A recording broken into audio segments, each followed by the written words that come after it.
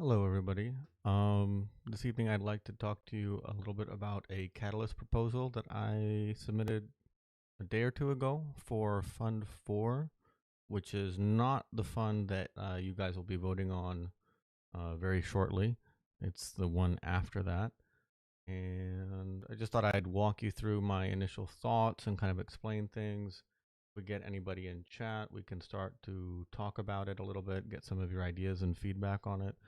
Um, this is the first of two proposals that I'm making, and I think it's the one that's a little bit more fleshed out. And let's say, I'd say this is like a grounder. It's something that I'm more confident on, and I have a better idea about how to do and execute. And I kind of think of it not as a bunt, I'd say, to stick with the bad baseball analogies, but something that's kind of like pretty easy to execute on, and I think would have value for the community. My second proposal, which I'll make another video on later, is a little bit more exciting to me and a little bit more out there and crazy talk. So I decided to have like maybe a safety and a reach, if we can use that. So I'm going to switch over to, let's see, the actual proposal. Right, so I think I have a link to the proposal down below in the description. You do have to register to see all the proposals. Maybe we'll take a step back. If you aren't aware, quickly, Project Catalyst is funded from the Cardano Treasury, which is funded from the staking rewards, a small percent of it every epoch when it's kind of like a little mini tax that gets taken off from staking rewards and goes into this giant treasury. And the treasury has a ton of ADA in it. And every so often, I think it's like 4 to 6 weeks, something. It's very quick. There's a new fund. So we're already on Fund 4. And like I said, concurrently, there are multiple funds going on. So at different phases. So Fund 3 is in the voting phase right now. And Fund 4 just had the cutoff for submitting proposals a day or two ago. It looks like 2 days ago is what it's saying. And this is one of mine, right?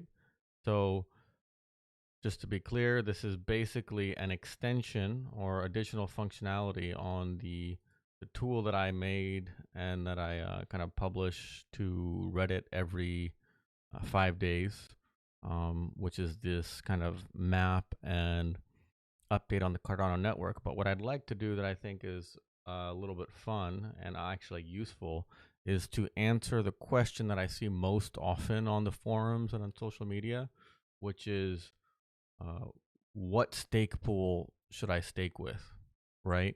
And I think that answer varies for different people at different times in the network, right? Depending on what the currently available pools are, what their saturation levels are. So the thing is, it's a very dynamic question, and it's a very important part of how Cardano works, because without stake pools, without staking, both from delegators and from stake pools, providing those pools, Cardano couldn't really function. If nobody staked, the value of Cardano would go to zero, because somebody could very easily take over the network and write a bunch of double spends or other kind of nefarious transactions into it, and it wouldn't work. So staking is, I think I've said a few times on this channel, is like the backbone of the Cardano network, and it's very important that people stake. And it's also very important, I think, although it is great that it is economically incentivized for people to stake, people should have I think a more medium to long term view of staking, because it's really much more important than the 5-day epic rewards. And so that's why I am building this tool.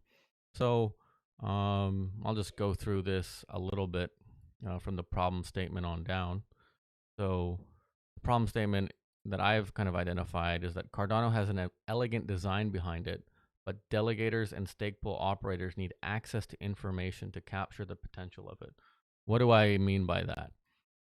We talked about this on a long video once, but from my perspective, Cardano, as is written on GitHub or whatever is the kind of the blueprint of Cardano, right? There's a design somewhere, and there's actually an actual design document as well. And there's the Cardano code, the Haskell code on GitHub is actually the implementation of that design. But just to kind of extend the analogy a bit, the network that we have is kind of like the actual building, right? If the design is the blueprint, the code is the blueprint, then the actual network that we have is the building, the architectural building, right? And given that I'm an architect originally a long time ago, uh, or in grad school, never professionally, you would that's kind of a lot of my analogies gravitate around that. And so what do I mean by that is that somebody could fork the Cardano GitHub and basically launch another network, right? And it would have all the great design or whatever, but they'd initialize it with a different set of parameters and whatnot, and you'd basically have like Litecoin to Bitcoin. You'd have like Cardano Cash or whatever against Cardano, and they could compete against Cardano. Let's say if Cardano stopped developing and stopped moving forward, they could compete against each other purely based on the networks that they were able to deploy, the amount of stake pools and the amount of delegators and all that kind of stuff that were in it. So it's very important to me that we do our part to improve the network instantiation, all the nodes, all the relays, all the pools operating, and getting them in as many places as possible, and all that. And I think anyone who's watched this channel is familiar. That's kind of like very important to me. So describe your solution to the problem. What I'm saying is that the current tools for finding a stake pool, although they're really good, like Pool.io and ADA pools and this kind of thing, they don't really pull in and capture a complete picture of what and how someone might consider staking. And I'll include my site too, right? The Cardano, this little thing that I have playing in the GIF up here on the left. So what I want to make is a web app which displays pools, relays, location, stake, and infrastructure provider, and actually helps people find a relevant pool. I just closed a tab that I didn't mean to by accident. Oh, I think I got it back. That load. And why do I think I can do this? This is relevant experience. I've worked in R&D for the past 8 years. Originally, before I got, or right out of grad school, I was working in like a material science company, making little IoT sensors to embed in buildings every place. And generally speaking, I think the relevant part of that is like I've been working in problem identification, finding what problem to solve, and rapid prototyping solutions to that problem. More recently, about 3 years ago, because I had taught myself a lot of embedded programming using like Arduinos and stuff like that, I had spent a lot of time learning more programming, and I actually did a few little, like MOOCs and other stuff myself. And I've been professionally employed as a software developer for a little while now. And in my day job, I train and deploy AI models. So I don't have a lot of DevOps experience, but I do have kind of on the front end, not on the front end of UI, but in the early goings, like good strong skill set in finding problems, prototyping solutions to them, and also enough experience, touching software systems. And I basically train these models, in Python, using PyTorch, and then I deploy them usually to AWS. And I wrap them up in a Lambda so that different dev teams can hit my endpoints and use the AI models that I'm building to do neat stuff for themselves. So the website that I've linked here is actually the site that I often talk about on here. I'm going to let this load in the background. And just as an overview, because I think a lot of people who are coming to this proposal maybe have never seen the site or never seen any of my Reddit posts, right? Just give a little bit of background. We're talking about the proof of stake, the website, and I checked for the first time actually when I wrote this proposal. This little website has been hit over 9,000 times now. I don't know how many of those times were me, hitting refresh, checking if it was working or not. But I don't think it was 9,000, and so I'm pretty happy that this little thing that I've worked up in my spare time has gotten some little bit of traction. And I do think that the posts that I make on Reddit have gotten quite a bit of good feedback, because that account that I made specifically for posting monad stuff has over 4,000 karma at this point, which is a lot more than my real Reddit account. Give this little video, which you may or may not have seen. I talk about my background. I'll just go through this quickly. I basically started mining Bitcoin a long time ago. The funny thing, the reason I'm not filthy rich is because in architecture we use CUDA a lot, and so we were using NVIDIA GPUs, and I built like 10 or so like really high-end, crazily high-spec computers for my friends in grad school and myself. And at the time, like you could only mine like tens or hundreds of Bitcoin using NVIDIA GPUs, and it was like 10 times more with AMD GPUs. So I didn't bother mining the first time, or back when I first heard about Bitcoin. But then when Bitcoin was going to $100, I started mining. I went in with a friend. We bought like $5,000 of GPUs, and we started mining. And around that time is when ASICs and this other kind of stuff started to come out. And I could see the writing on the wall. I kind of lost interest in Bitcoin because it seemed like, Chinese mining operations were taking over, and that wasn't really what I was interested in, because I was interested in decentralization and systems which couldn't be co-opted by any, few individuals. And so that's actually what brought me back into crypto, was reading about Cardano when I was on the Haskell subreddit and seeing that there was an actual proof of stake chain. And it was so cool because like I said, I've been trying to learn Haskell for a long time, and I think there's just it fits like a glove, right? This idea that a purely functional programming language, which is immutable, is used to implement an immutable public blockchain. It just makes sense to me. So, on to the proposal.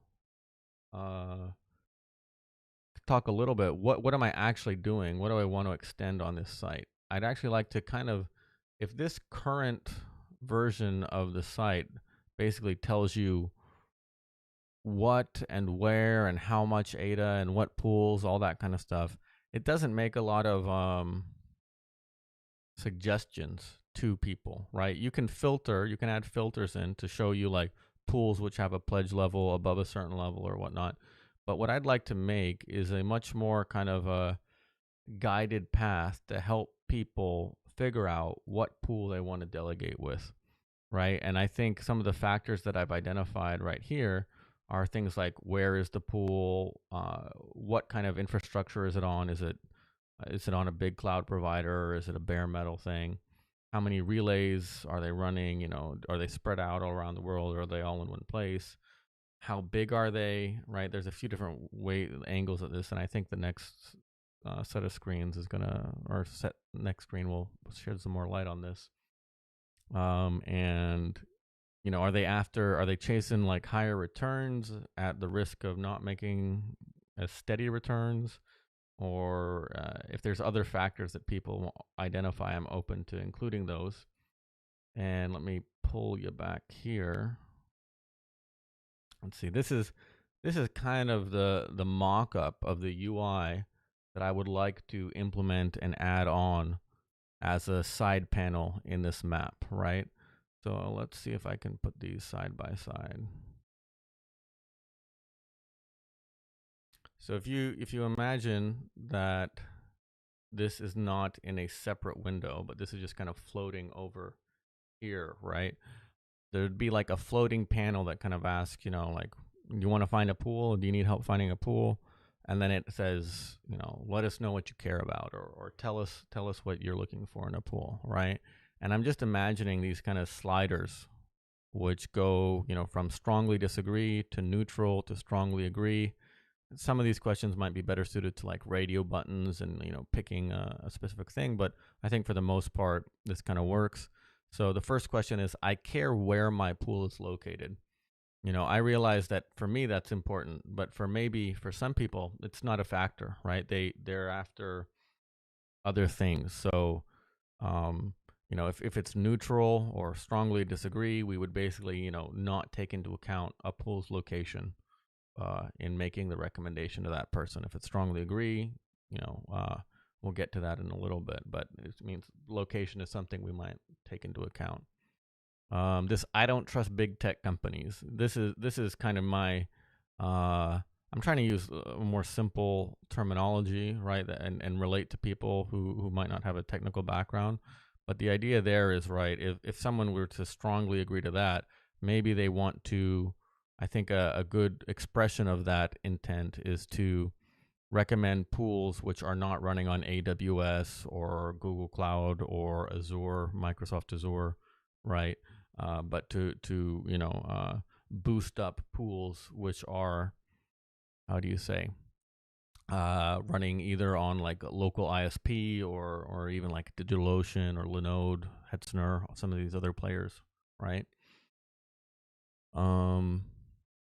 This one, I don't think the third question is not really phrased in the most elegant way. I want an increased chance at high rewards and can accept the same chance of low rewards.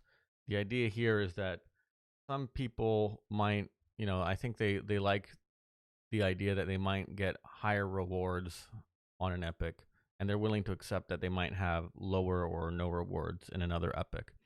How does that express itself is you if you stake with a small pool, small pools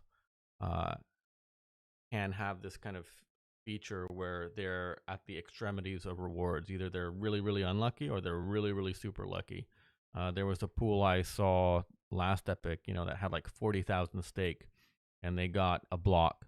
For that person, they got 1,000 ADA for 5 days of staking against 40,000 ADA, right? Their returns for that epic are through the roof, but it's kind of a crapshoot. So, depending on what someone says there, we would be willing to recommend smaller pools to that person and not larger pools. I worry about the pool being taken offline if they say strongly agree, or I don't know who's not really. The more important this is to them, we would recommend pools that have more relays, right, as a kind of as a buffer for any kind of DDoS or good infrastructure, and almost just as a proxy for if a pool operator is able to manage, like 5 to 10 relays, they probably have a pretty good idea of what they're doing, because things start to get complicated or scale. If you're just updating like me, I think I have 5 relays, or I have a block producer and 4 relays. It's starting to get a little bit where I should automate some of the maintenance tasks of my pool.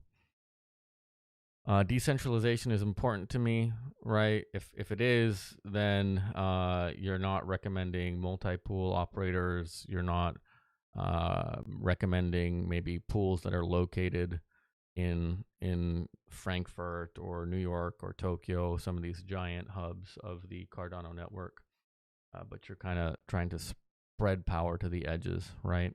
If you don't care, maybe you're more after other things, then we don't really take that into account. I want my pool to be close to where I am. Some people are very, very active about supporting local business. So we can give a hook into this thing. Allow this website to access your location, just like Google Maps is able to give like a rough ping into your location. And then what we'll do, as a strong, the more you agree on this question, we would kind of order the pools that we're recommending in order of proximity to you. Not, let me rephrase that. It would be a significant weighting where, for all the other factors that you say, it's not just going to sort the pools in order of distance, but it's going to, kind of multiply across the pools their distance from you as like a significant part of the score, right? Cardano should spread around the or Cardano should spread across the world. The more you agree here, the more it's going to recommend you pools in parts of the world that don't have a lot of stake pools or stake either stake pools or actual ADA staked in them, right? So Africa, South America, maybe parts of Northern Canada, Central America, and not East Asia, but Central Asia, Middle East, that kind of thing. And my pool should have a long track record. You know, if you're doing this, maybe like you're looking for an OG pool. Um, I think I had an inverse of this question, which was I want to support new pools getting started, right? You could imagine something like that. Basically, we can kind of filter and give a boost to pools who are new to Cardano, right? If you want to help grow the ecosystem, or if you're more concerned about reliability and getting making sure that your staking rewards are working for you. So I think that's about it. As far as this decentralization aid geo and infra proposal goes, maybe I'll touch on a little bit. The implementation plan. This website is the data processing is all done in Python, pulling from a Cardano node, which I currently run locally. I would probably shift this over to rather than running it locally on my machine every 5 days, basically set up a AWS Lambda to go grab the data it needs, probably from Blockfrost or Dandelion, which are two services which host the Cardano node information I need online. And that way I could decouple it from me running it locally myself, as well as the main part of this work is basically to modify. This is a React app, but I'm pretty lucky in that I basically just have to write a bunch of Python code, and then I can hit export, and it basically takes the data that I've prepared and shaped and processed and puts it into a single HTML file, which I can put into an S3 bucket and serve behind a CloudFront CDN. But I'm not really a big fan of JavaScript, which is what React is kind of written in. And so I would the reason I'm asking for funds is I will need to pay someone. I have a few friends from my time in India who are React developers, but they're not, huge Cardano fans like I am. So I actually have to compensate them for their time. And so that's why I decided to throw this up on Catalyst, because I want to implement these features, but I really don't want to touch JavaScript so much, or as little as possible. And so I'm confident that I could actually do it myself if necessary. However, I'd prefer to spend my time learning more Haskell and doing stuff like that. And so if these features are something that the community thinks are valuable and interested in, I would actually want to be compensated for my time learning React, right, and JavaScript, because I've managed to avoid that so far in my software career. What else? The metrics. The idea that I have for this is that, of course, happy to publish all the web traffic that this site gets. I'm also thinking that actually when you stake, there's a little transaction ID, and so what I kind of want to do is like implement a little text entry box on the site where people can paste their transaction ID from their staking decision into, and then we can get if we were to get funded, we could get a running count of how many people, or of actually the staking decisions that this tool enabled, right? So we could actually kind of see how much stake was moving around the network because of this, and we could, for every transaction ID, you know the pool that it's coming from, the pool it's going to. We could kind of make a before and after visualization for what does Cardano's staking distribution look like without this tool, if the people didn't use this tool, and what does it look like with the information that these people have used to make their kind of better staking decisions or better for them, right? And so that's kind of what I'm thinking about. This is still, I think we still have like a week or two in this process to refine this and then, gather more feedback. So I am very open to receiving that feedback and to, adjust and or pivot this idea based on what the community is saying. I've asked for $25,000 because, like I said, I imagine the two kind of things, and this plan could probably use a little bit more fleshing out in that area. I do plan on doing that if people request it. One is for paying for the people, and two is also scaling up the deployment. Right, I mentioned a little bit earlier how it's currently deployed and served, but there's a little bit of infrastructure I think that would need to be implemented in like the architectural diagram of some of this stuff. I don't know that I'll be able to continue serving it as a static HTML site. Right now, this site is around 2 or 3 megabytes, and all the data is baked into that 2 to 3 megabytes because it has like a few different views into the data.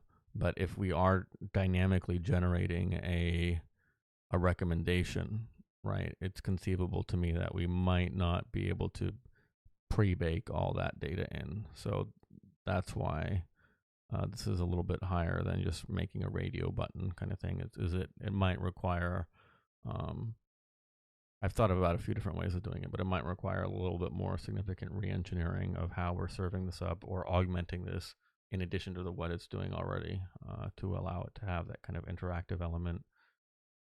Let me rephrase that. This is still this is an interactive thing because right, we can turn things on and off and we can change the filters, but requires a little bit more investigation. So looks like no one is actually in the stream. So I was going to take questions and answers, but I guess this is a bad time for Europe and North America. This is like prime time for me in Japan. So with that, I think I will wrap it up and I'll drop this in the proposal itself, and probably happy to do this in a week or two if anybody is interested in fleshing out and better understanding what I'm trying to do and or has ideas on how to better do it. Great. Thank you so much. Have a good night. Bye-bye.